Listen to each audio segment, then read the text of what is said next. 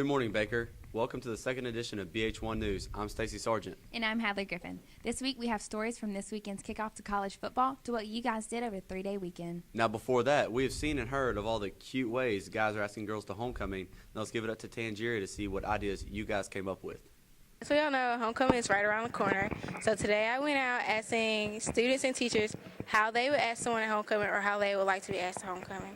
Well, you got to be simple. Instead of being creative like everybody else, you got to be a man up, ask her the question, and if she say yes, then that's good. If she says no, then that's your problem. We didn't have homecoming. I went to a Mobile Christian, and dancing was considered an evil sin. I would put a note in the envelope and slip it in a binder. Well, how I would like to be asked to homecoming is, I want a jet, and I want that jet to like fly across the sky and stuff so everybody can see it, and then I want it to say my name and all that. And well, I really don't have a lot of experience with that because I never had to pursue women. I was always being pursued. But if I were going to ask a young lady to homecoming, I would just be very straightforward and say, check it out. I would like to be asked to homecoming by somebody bring me a cookie cake and decorate my car. Kenny asked Rachel to homecoming, and we just want to know, how did he come out with this idea? I actually sat in my friend's car for like 3 hours trying to think this up, and we were trying to think it up, and I found out like a couple ways, but this was the best way to do it, and she loved it. Did she say yes? Yes, she did. It's been Tangieri reporting to you live. Back to you guys in the studio. That time of year again, good food, bad rivals, and the best football. Roll Tide to that. Now let's give it up to Johnny Vo to see who y'all were rooting for this weekend. Good morning, Baker. It's that time of season again. College football. Fire up your grill. It's time for me to go around and ask your school and your students all about college football. Who do you think will win the championship this year? Alabama, Roll Tide. Miami Vikings. How do you think Auburn will do this year? Boo! National championship this year. Alabama, obviously. You said Auburn? Alabama. Gators? Alabama. Who do you think will win the BCS national championship this year? So hard to tell. So many good teams. There's 4 or 5 teams in the SEC that certainly can compete. I think Clemson this past weekend proved their worth in the BCS. There's also talks of dark horses, maybe like a Florida State or a Stanford coming out of the Pac-12. USC is supposed to be much better this year, but I don't believe much in Lane Kiffin. But it's wide open. But I think when it's ultimately said and done, the SEC will have their 8th consecutive national championship. All right. Thank you, Coach. Back to you guys at the studio. Thanks, Johnny. The Hornet Hooligans showed out at the game last Friday. Jessica Weller has more.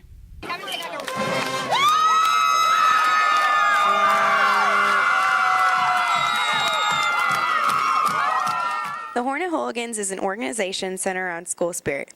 Their objective is to support Baker's athletics by providing crowd support for the players and coaches. I caught up with Coach Blackerby, Coach Moore, and one of the captains, Christian Perkins, for more about the Hornet Hooligans. Hi, Coach Blackerby. How long has Hornet Hooligans been a part of Baker, and what is expected of them? Hornet Hooligans has been around since 1998, so we are on our 15th year anniversary this year. And what can be expected from the Hooligans? Well, it's been around to help support our athletic teams, have a bunch of spirit, not taunt the other team or players, but just to encourage our football players, basketball players, all of our athletes at the games, and just to get loud and obnoxious and, enjoy the games, of course. Okay, thank you, and there you have it. Hey, y'all, I'm here with Steve Perk, the president of Hornet Hooligans. What is expected for the game this Friday from the Hornet Hooligans? Well, we got a game against, we're playing Davidson, and it's a white out, so we all need to dress in white, obviously. And it's going to be on live television, so we all need to be really, really hype and loud and show off our hypeness. Is that good? Thank you. Coach Moore, how do you become a Hornet Hooligan? Well, you sign up and you pay your fee. It's going to be $35 for basketball players and cheerleaders, $45 for football players and band members, and $65 for all other students. Thank you very much. After each game we win, the Hornet Hooligans tradition is to roll Flint Square in honor of our football players and the school. If you're interested in becoming a Hornet Hooligan, then go stop by Coach Blackerby, room 71, and for freshmen, go visit Coach Moore in the Freshman Academy, room 502. Thanks, Jessica. I hope all the Hooligans could come out tonight. Since tonight's game is going to be on TV, we're trying to get our student section as big as possible. Now here's Roderick to see what crazy stuff you guys did over the 3-day weekend. Hello, my name is Roderick Shelton, and today I interviewed teachers and students on what they did for Labor Day. Labor Day is a public holiday or a day of festivities held in honor of working people in the U.S. and Canada. Labor Day is held on the first Monday in September each year. Tell me, Jacob, what did you do for Labor Day?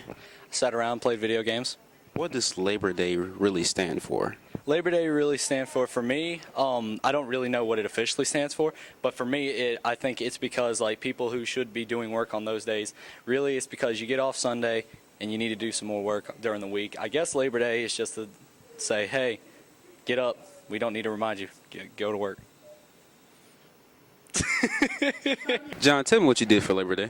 Well, I just went to a couple of cookouts and some block parties, and that's just about it. Just having fun. What did you eat? Barbecue chicken, ribs, just the usual. Well, to give me a word for every letter that describes Labor Day.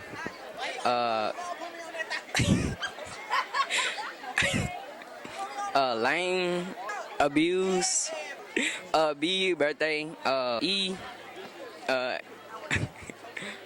Earth, R, restaurant, D, duck, A, afternoon, and Y, yesterday. L is long, A for some academics while you're on vacation. B would be to go to the beach. O would be for spend some ordinary time with your family. R would be rest. And then D would be develop something that nobody else knew of. A would be to ask my wife a lot of questions. And then Y would be, why am I even doing this? Thank you. That's all I got for you. Thank you, Mr. Conley. L, A, B, E, R, D, A, Y.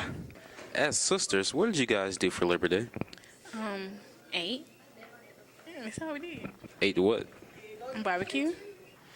Due to the study of students and teachers of Baker High School, I have found that many could not spell or give the exact definition of Labor Day. Thanks, Rogers. Now let's give it up to the BH1 sports team.